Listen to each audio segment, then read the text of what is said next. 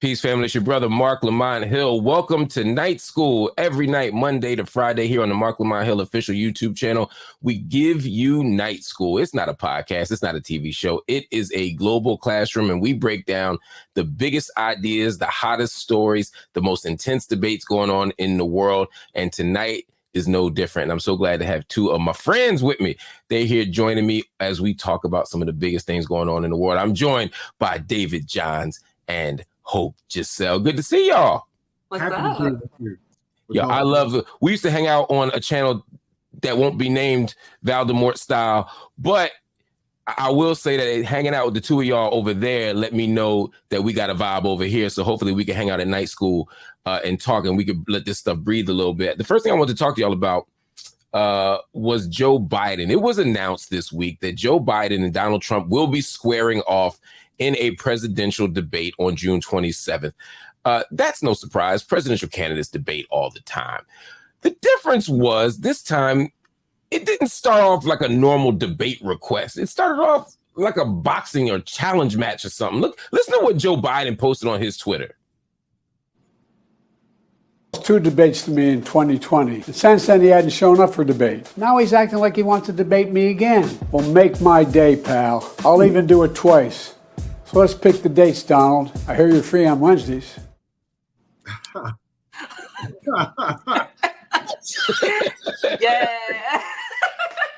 I'm here for this. It's the Donald for me. Baby, I hear you're free on Wednesdays. I can clock that. Okay. Somebody on that PR team says you got to come at him hard and fast. Okay. You got to come at you. You can tell that there was a Southern white woman that sat him down and said, if you're going to do this, you got to come at him hard and fast. You hear me, Biden? You got to come at him hard and fast. That's what you do. This felt like a rap, an old school New York rap battle call out, like something that you put out when you were in high school and you running for class president. Right. And like it's one person against you and you like, you know what, Jennifer? I've got cupcakes for the debate. What are you bringing on? That's what it sounds like to me too, David. I mean, does this do the thing that I think he wants it to do? Because to me, I know he's trying to like make fun of Donald, look tough, look like, he said I won the two debates last time. I hear all of that, but this looks a little just angry / crazy old man to me. Yes, and given that there are so many people who have considered him Sleepy Joe, I don't know that he has very many options. I'll say this, Mark. This ad aired when I was in the barbershop yesterday. And I love my barber. Let me say that in the way that Black men love their barbers. I love my partner. That's a different conversation. But my barber has been not reserved in his critique of Joe Biden.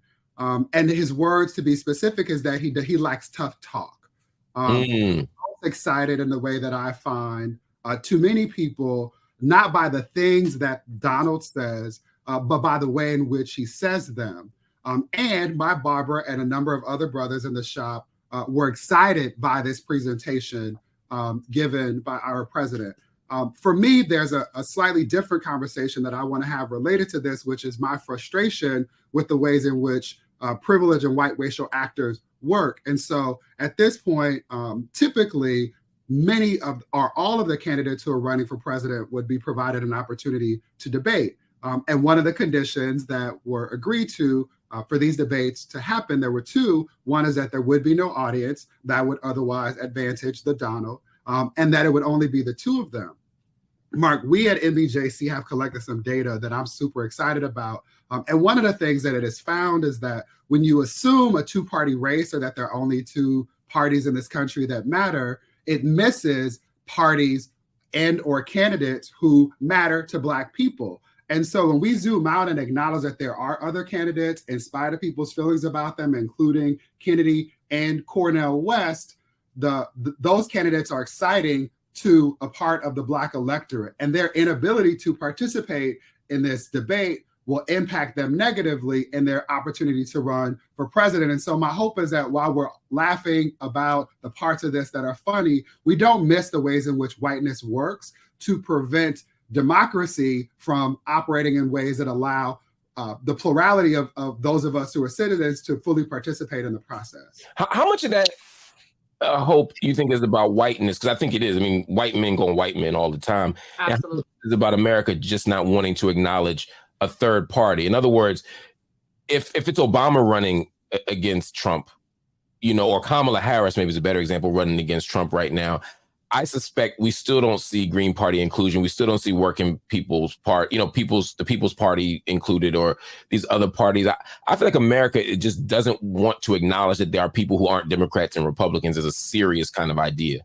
Absolutely. I think that some of it is definitely whiteness, and some of it is a ploy that happens amongst all of the PR teams and the people that make the media work. But I think that a lot of it, honestly, is the fact that a lot of Americans walking around don't understand how this system works to begin with. A lot of people believe that there are only two people running to like in regards to this conversation. I think that, to David's point, though, that does damper the conversation for people who would be better, or specifically better for the Black and African American community. It doesn't take away from the fact that even if people knew that those people were running, and there are some Black people that do, we don't care enough because those things are not made to be this sensationalized conversation. It's not fun to talk about their talking points. It's not fun because they understand that they're the underdogs. And so when they come out, they don't get a chance to have this moment that Joe is having. Joe even understands that this is satirical and it's funny. And while he's going to be very serious during the debate, he understands that he has the privilege to make this funny. Whereas when we have to look at the rest of them, they're going to come out in a way that says, I'm the underdog and I'm here to prove something.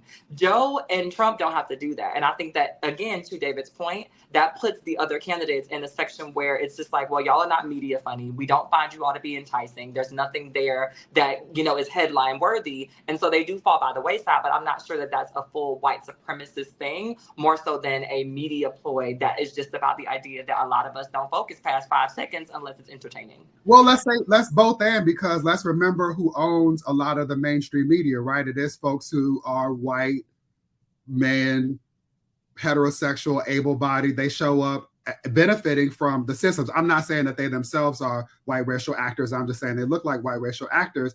And what it does is reinforce this idea that we should not take these candidates seriously. David, can you explain what white racial actors is for my audience? Yeah, so I want to be clear that this is a version of what our sister Amanda Seales does in naming that all white people aren't arbiters of the kind of terrorism that white racial actors engage in. And so sometimes this is people who are white, like the failed history teacher turned governor of Florida, Ronald DeSantis. Sometimes it's people who are not white, like Nimarata, people who pass, who have legal access to whiteness and who benefited from it in certain ways. And so there are people who show up as white racial actors doing the work of upholding white supremacy, or what Black feminists refer to as the matrix of domination.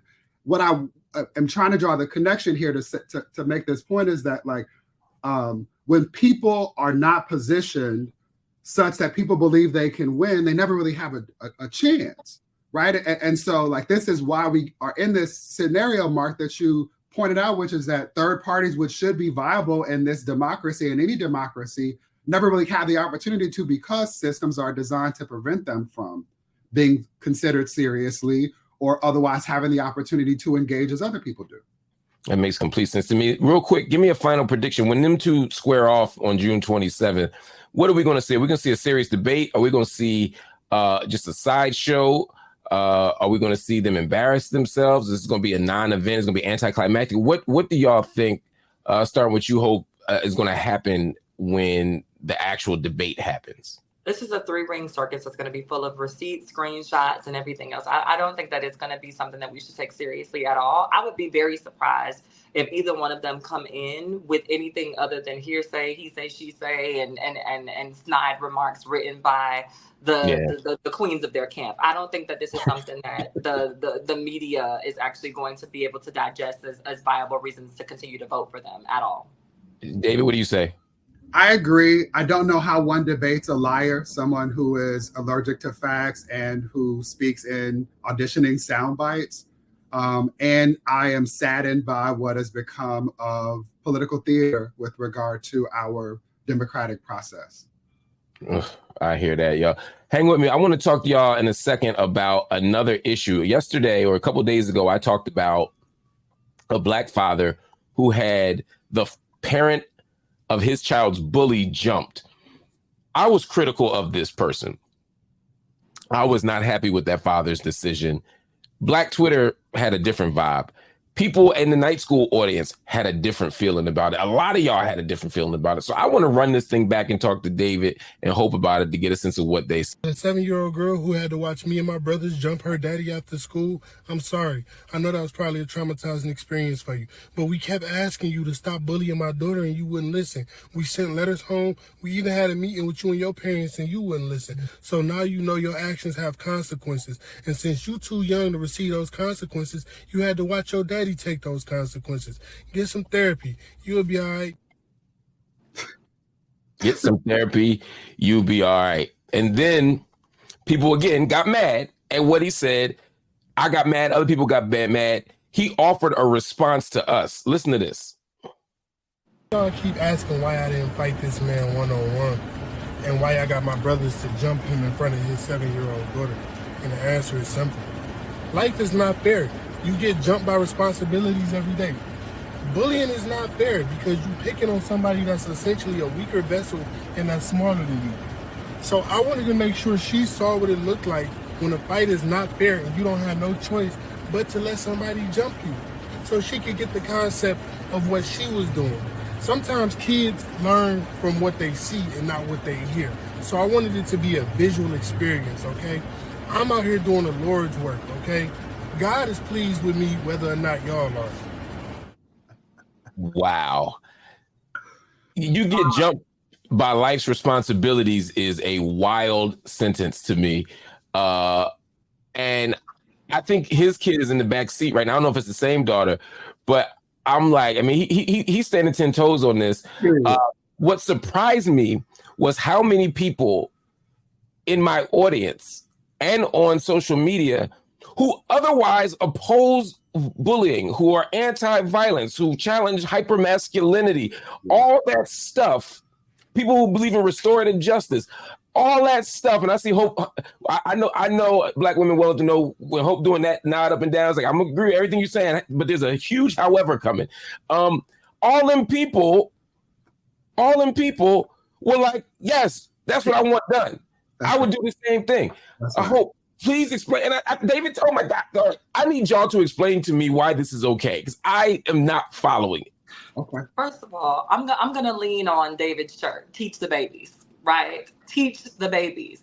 And when I followed all the protocols that were available to me, right? I had the conferences. I had several conversations with you as a child, and that was out of line, right? We're not even talking about the fact that he said that he addressed this child without the parents, right? But he did. Then he addressed this child with the parents. He addressed this child with the parents and teachers and faculty present.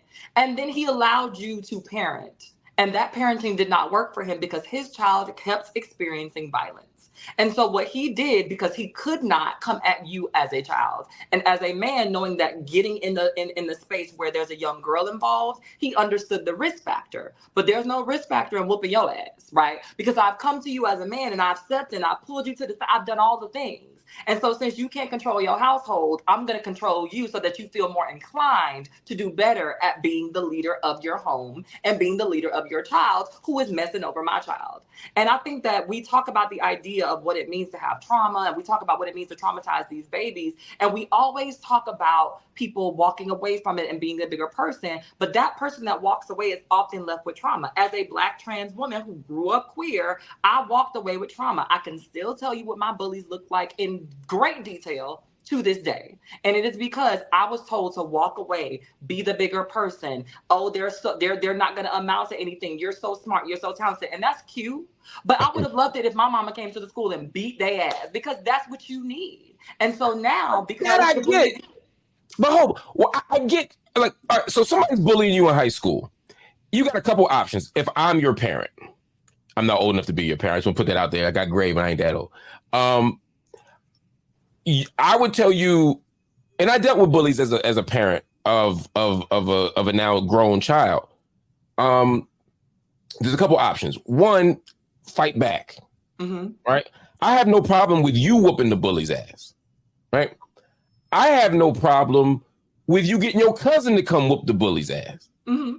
Again, none of these are plan A. This is after we've exhausted all the proper measures, right? Exactly. I got no problem. I'm not a pacifist. I'm saying, like, we can do these things.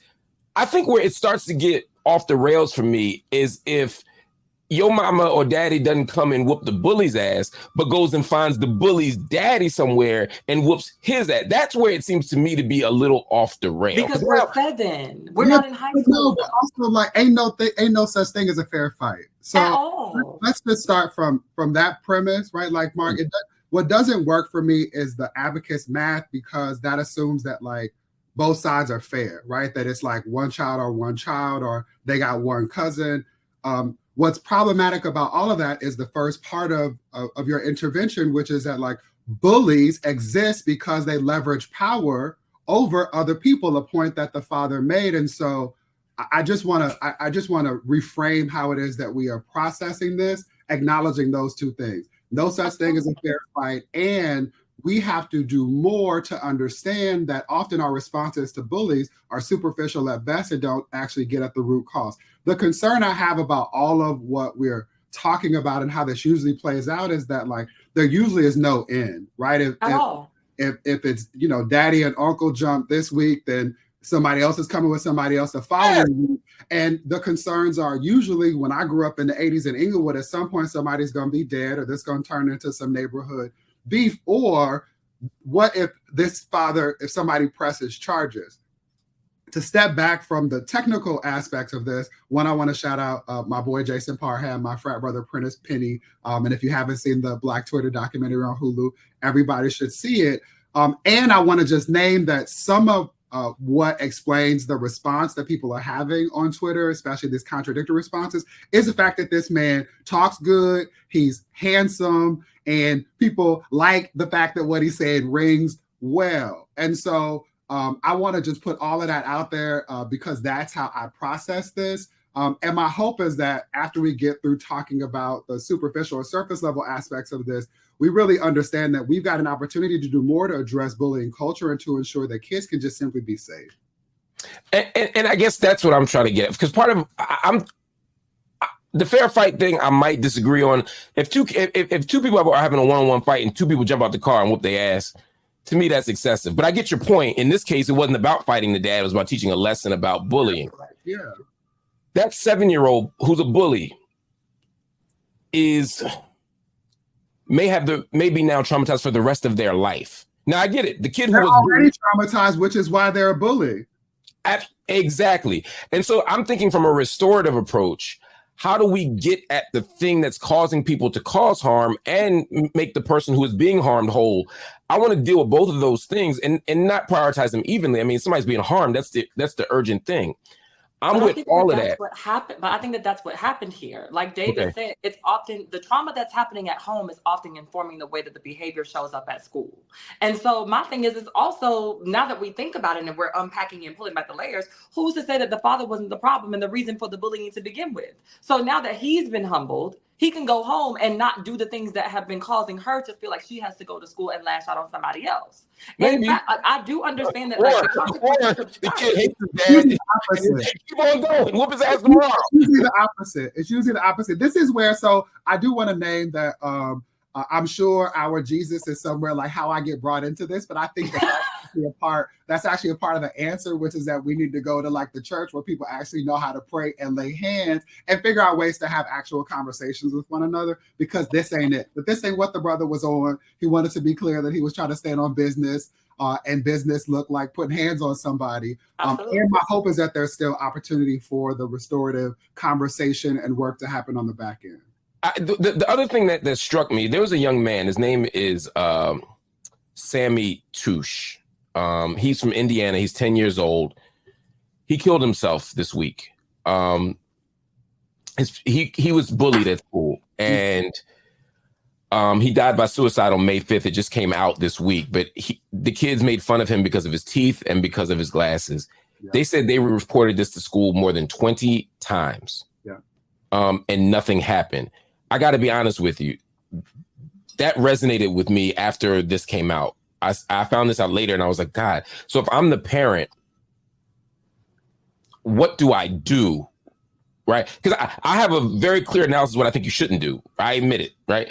But I don't necessarily have a great answer for what to do outside of bring your cousins up and whoop the bully's ass. And I don't think that's the ultimate answer. That still doesn't fix the problem. None of this violence fixes the problem.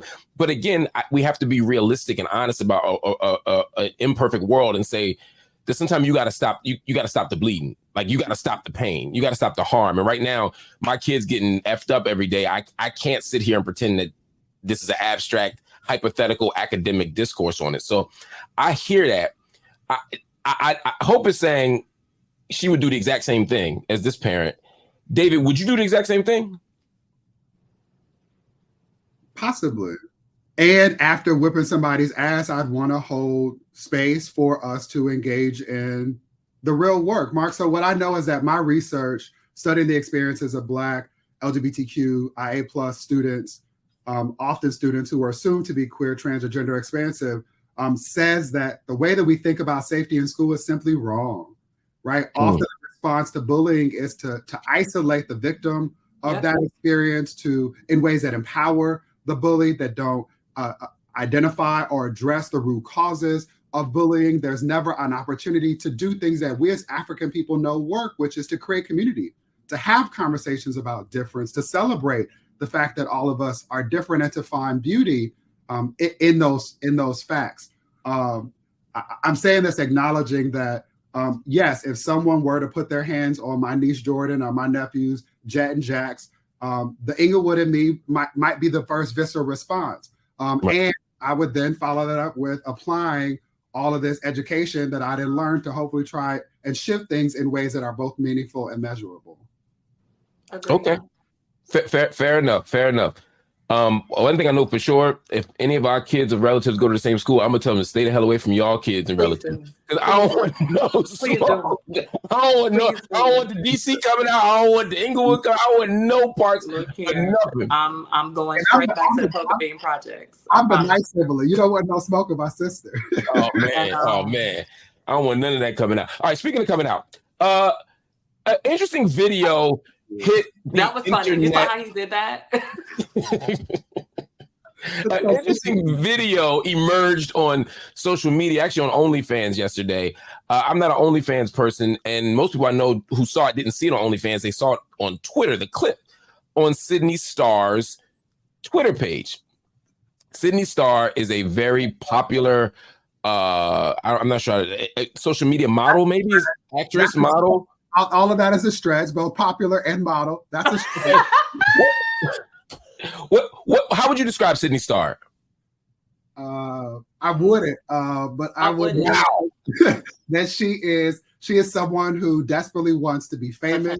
Yeah. She is an attention-seeking, cloud chasing firecracker who is most known for showing up on Zeus as a thirsty cloud chaser. Okay. This is helpful because I wasn't really familiar with Sydney Starr until this came up, but Sydney Starr is a Black trans woman, correct? That too. And a few years ago, she had some pictures from a photo shoot with Darius McCrary, who many of you know as Eddie Winslow from Family Matters, the popular television show from the 90s. And there were rumors that they were dating. And of course, he said that's ridiculous. As a Black straight man, I can have friends who are straight, queer, cis, trans. I can run the gamut. And we're just modeling what acceptance could look like. Well, interestingly enough, Sydney Starr posted on her Twitter, and apparently an ad for her OnlyFans account, this steamy footage, which is actually from a few years ago, I believe, with her and Darius McCrary. The same day. The same day, actually. Yes, the same day that she said that they were just friends. I have friends. I don't do this with my friends. I don't do this with my friends. This looks like more than friendship. The question is, what's the goal of releasing this? What are they trying to communicate to us? And why now? Is this just cynical clout chasing? Is this trying to create a controversy? Is this a relationship? Because up until now, Darius McCrary has said that he's just friends with this person and that he is out in the world doing whatever he does and that this is just a friend of his. So I hope I'm going to start with you. How do you make sense of this release? I don't make sense of it. It's two people who are on their last leg trying to get a little bit of clout from whatever's left over. If we recall, Chingy is still trying to rebuild his career off of the fact that this girl somehow made him a pariah to the community. And every single time. Okay, this is helpful. So this is the woman who said that she had a relationship with Chingy. Yeah. Yes. And let me be very clear about that. She has denied that consistently up until this moment. That's right. Let me be very clear. There's a lot of nuance to that particular situation that I think has just completely been either buried, NDA'd away, and all of that other stuff. But what I do notice, and what I can tell you that the pattern is if you notice that every time Chingy resurfaces to blame her for his demise, she also resurfaces with some foolishness in order to count. So they've been using each other. This has been a symbiotic relationship since that entire post was made years ago, right? There are people who have made it out of transgender allegations and still had careers that flourish regardless of people knowing about what's happened. So Chingy, the fact that you keep trying to blame this girl for the reason why you haven't had a hit since 2000 is ridiculous. But also the fact that at the same time, you keep saying that you don't want to see her and that you're upset about the fact that she's being platformed. You're giving her reason to be platformed when you bring her up instead of talking about your new music. This is the reason why she's on here promoting this OnlyFans. Darius is also in a space where after all of the allegations about his drug use, out of the allegations about the fact that he can't really act anymore, nobody's checking for him, he's on his last leg trying to make sure that he can also sustain himself and get whatever checks are left for him. And at this point, it seems like both of them have decided that the only way that they can cop a check is through OnlyFans. And that's cute for them. But what I don't like and what I want to flag for people, and what I want to flag for the trans community at large, is that there are folks like this that have hung around, that have used us, that have been able to sit in your face while knowing that this is what was going on. Because there's no way that I would have maintained a friendship, a relationship, and let alone 3+ years later release this footage after that man publicly said to the world, we are nothing more than just friends, and that it is preposterous to think about the idea that we would be anything more than that while we did this. That's right. Wait, but Hope, what do you say to the person who says, well, maybe they are just friends and this is just acting? He's acting. Let me tell you something. And I want to make this personal for you. If you and I said that we were just friends and this video surfaced and you said, but we're just acting. Hope is just my friend. We were just acting. Would that be something that you could go home and tell your wife that she would understand? Would that be something that your friends on the block would understand? Would that be something that your mom or any rational person walking through the world, if they saw you and I interacting in that way, would you be able to explain that away? Hell no. So I'm not gonna lend that to the idea of this is just for OnlyFans or just for acting, because even to engage in an OnlyFans a scene with somebody, you would have to be attracted to that person in some way, shape, or form. There's no way that I'm going to drop trowel, that I'm going to be kissing on somebody, allowing myself to be filmed in this way, and have no regard for the fact that I find this person attractive. That's fair. That's fair. And I watched 10 years of Family Matters. He ain't that good at acting. he didn't even play Eddie Winslow that good. I mean, he was no Steve Urkel. No, he was not. So David, how do we interpret this then, right? Is this, because Hope is reading this as a kind of cynical attempt to get at the last fumes of stardom. Is it possible to read this as him simply saying, hey, I wasn't comfortable before with a public relationship? If that's what it is, I don't know what this is. But is it possible to say, hey, this is now me being comfortable saying to the world that this is somebody who I care about and who I have a romantic relationship with? Could we read this generously? We could. And I don't know why we would do that labor. Words matter. And if he felt that way, he could communicate exactly that. This feels like a Justice with Judge Ebony K. Williams moment where it's either you are lying, Darius, when you said, this is just my friend, then are you lying now when you say that there was something more? So when were you lying? Either way, you're a liar. And I don't know that I have an incentive to otherwise believe you. To step away from both of them, I do think that Hope is right. We're almost in June. They're trying to get ahead of Pride Pippin and get those rainbow coins. For me, the most dangerous part of this is that this, like many other moments in our culture, Hope, let's go back to our Dave Chappelle conversations. This contributes to, one, Black men, straight men who love women, and that includes trans women, thinking that they have to hide the fact that they love trans women or practice trans amorous relationships. That to me is the most dangerous aspect of this idea that one should be ashamed of or shouldn't otherwise be proud and rushing to proclaim loving someone who shows up in a way that allows them to feel all of the things that they deserve to be met with in relationship with somebody else. And that's dangerous, it's disrespectful, and it makes me want to punch him in his mouth. Wow, that escalated quickly. Honestly, it escalated quickly because usually what happens is that brothers who actually show up in relationships with trans women unapologetically, publicly, they get jumped.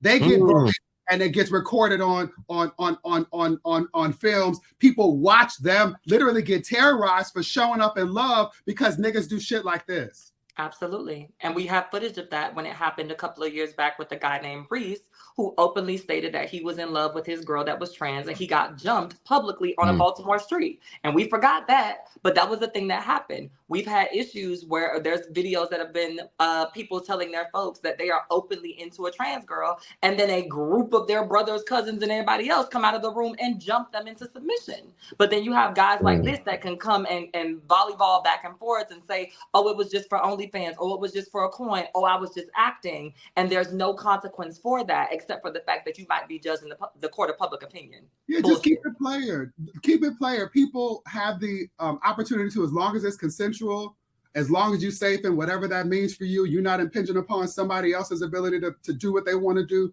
Love in the way that you want to love. But this idea that people are being deceptive and duplicative in ways that contribute to harm for already vulnerable members of our community, we should not tolerate, celebrate, or allow people to profit from pain in that way. There are too many people. Candace Owens is doing that enough for us. We don't need to have folks who are otherwise cloud chasing or trying to revive things contributing to that as well. So how does this end in your mind, Hope? This I don't know what you call it, media spectacle, this OnlyFans campaign, does it end with it just fading away and no one caring? Does it end with a real conversation about Black trans women? Does it end? I mean, what do you think we ultimately get from all of this? My thing is there has to be a promotion of things that are positive. And I've been saying this all the time, and I center myself in this conversation quite often. People love to have scandalous conversations about the ways in which transgender women love. But when we're in loving relationships and when we're married and we have very healthy depictions of the way that we show up, people ignore that.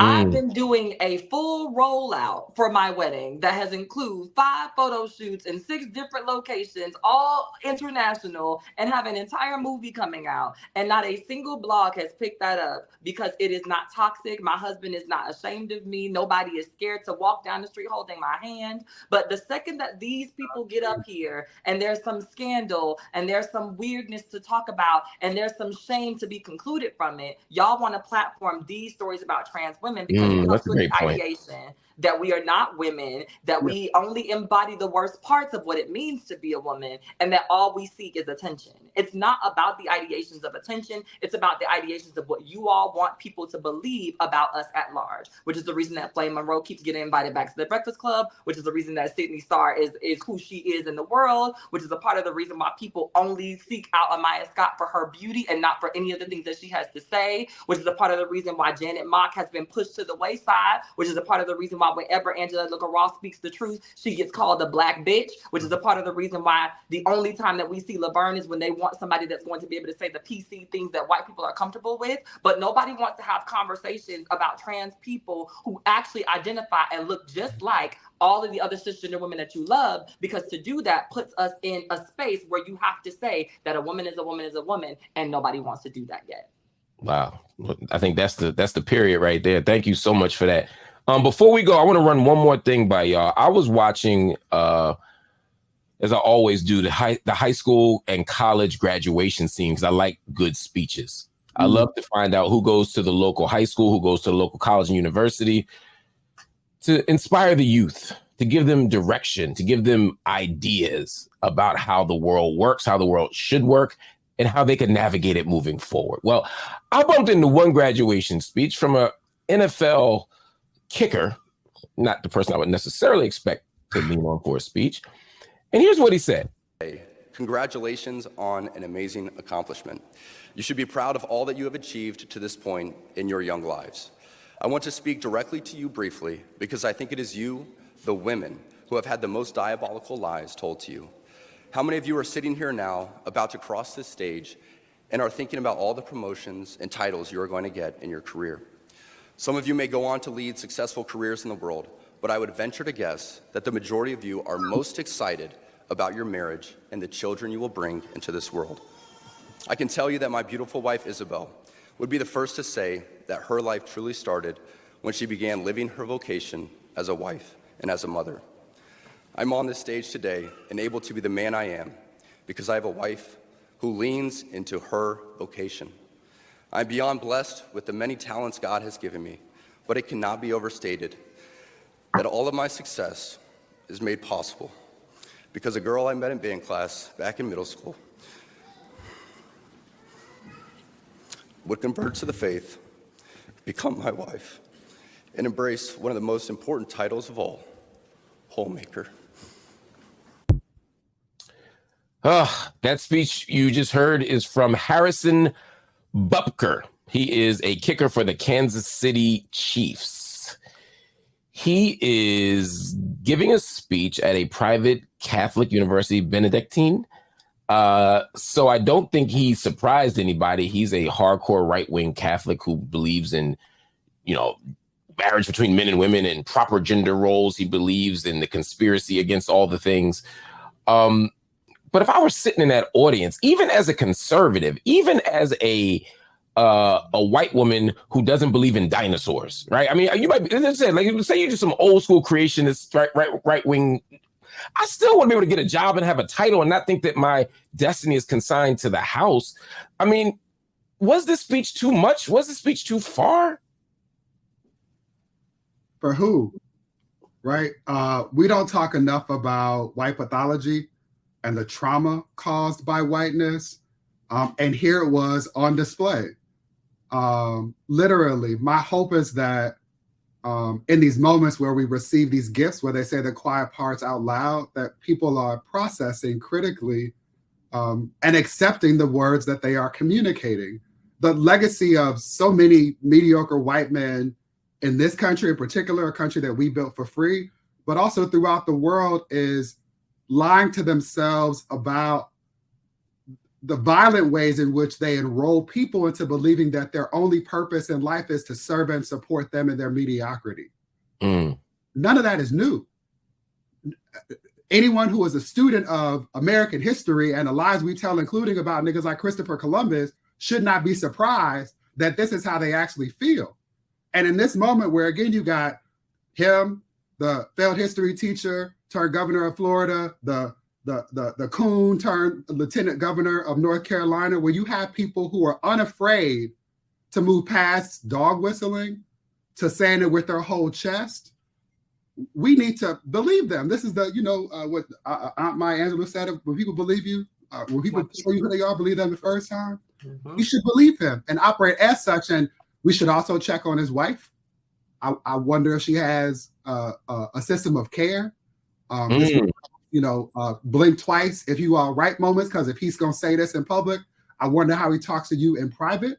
And I blame the mamas of all of these broken boys who show up believing that it is their birthright to conquer both people and places that don't belong to them. Wow. I responded to this hope on Twitter, and people said I was being anti-Catholic. I didn't say nothing about Catholicism. I didn't even know this was some Catholic, but this just sounds like old school patriarchy 1.0 to me. What do you say? What do you feel? What do you experience? Particularly as you enter the world now as a soon-to-be wife who don't want to stay in the crib. Like, how do you make sense of this? I think that was the thing that hit me the most, is the fact that he spoke about what his wife's greatest accomplishments were versus allowing us to hear it from her point of view. And one of the things that I acknowledge about men that seek to belittle or that seek to make their wives' lives revolve around them are that you usually find that woman is so dynamic that he has to reduce her existence to being his footstool in order to feel important. And when I listened to that, all I heard was, I found a girl that one time at band camp. I found a girl at band camp that was willing. And he was crying when he said it. Doesn't that make it passionate and believable? That one time at band camp, right? Like it gave retainer, it gave like the whole little helmet thing in the moment. It gave like flashback to that moment. It really did. It gave flashback to that moment where poor little Isabella took pity on somebody and then got roped into a life that she didn't even understand was going to work her over. Okay. But it's one of those things where I also, the fact that no one in the audience, right? When we think about the way that I'm assuming that this was an audience, majority of white folks. Yep. Who will get up and storm out because a famous celebrity is wearing fur. But refuse to storm out in their best interest if someone is belittling not only who you are as a person, but your gender. When we have conversations, and because the gender conversation was also a part of this speech. And when we have conversations, a lot of women will turn around and say, men are trying to police me. You trans women are men who are just trying to police women and tell women what to do. And here's an actual man who identifies as such that is telling you that your place is in between the refrigerator, the microwave, and the oven. And not a single word can be heard in objection. And all I ask and all I wonder when I see these things are, where is your advocacy for your gender rights when they're actually being attacked by the very people that want to convince you that I am the boogeyman in the corner? Wow, that's a hell of a point, yo. Everybody, I know we got to run, but I want to thank y'all for breaking that down, because y'all both gave perspectives on this that I hadn't even considered, which is why we do night school, so we get these different perspectives and these different analyses. I want to thank you. If y'all don't know Hope Giselle, go to her social media. She is a DEI expert. She's an activist. She is an organizer. She is a brilliant speaker. She also sings. Don't let nobody tell you different. We might get her to do a one-off performance one day. We also got Dr. David J. Johns. He is the CEO and executive director of the National Black Justice Coalition and a proud member of Kappa Alpha Psi Fraternity Incorporated. I got to add that too. I appreciate both of y'all. Can't wait to have y'all again soon. Everybody, thank you for watching Night School. We're here every single night. From now on, we're here Monday through Friday at 9 p.m. We heard you loud and clear. You wanted the time to be a little bit earlier. So now Monday to Friday, we'll be here at 9 p.m. on the Marc Lamont Hill official YouTube channel. Right now, everybody, make sure you hit the like button so the YouTube algorithms know that you rock with us and you can expand our reach, because independent media needs all the help we can get. Also, hit the subscribe button so you can get regular updates about what we're doing and have access to all the channel's content. And of course, if you're so inclined, hit the join button, become a monthly subscriber to the channel. The only way independent media and independent Black media can survive is with your support. So hit the join button and become a monthly subscriber to the channel. If you don't want to go the monthly route, you can hit Cash App, MLHTV, PayPal, Venmo, Zelle. Here are all the options, all the platforms. And when you do that, you're able to support us to keep on rocking. But if you can do nothing else, just keep watching, keep sharing, and keep supporting. We appreciate y'all. See you later. Peace.